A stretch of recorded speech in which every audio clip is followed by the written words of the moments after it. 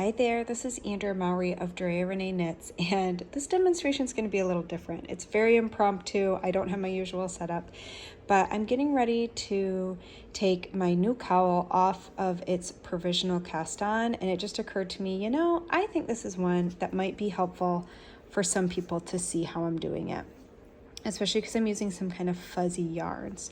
So as I'm taking out, I did a crochet provisional cast on, and as I am taking it out, I am basically unzipping this one stitch at a time and getting the stitch from the provisional cast on put onto my needle before I then unpluck the next little bit of my provisional cast on.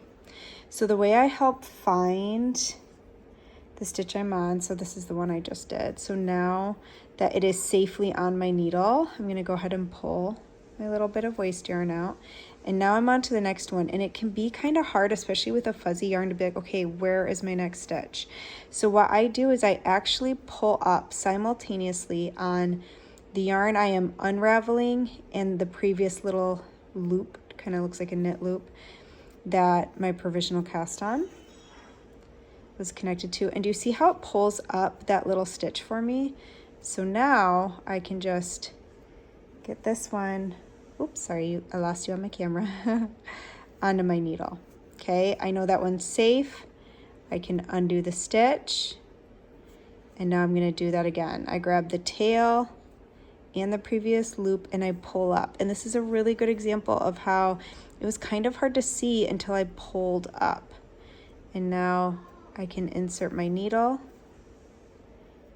undo, and now I'm going to do that one again. See, this one, you can kind of see where it is. It's this little stitch here, but it just makes it easier to get into when I just pull it up a little bit. Undo. Next one. Boop. Undo. Next one. Sorry about that. The fuzzy ones are the tricky ones. So you can see, even I have to kind of fiddle. Undo, boop. We'll do one more. Okay, again, like this one kind of leaves you like, where is my stitch? So I pull on both and I just pull up, and I know that it's gray. I mean, I know how to identify it that way. So I don't want this little purple guy. I want the gray loop coming out of it. Okay, and again, now I know it's safe, so now I can pull the waste yarn out of it. So that's just what I'm doing all the way across. I hope this helps you if you are trying to do the same thing. Happy knitting!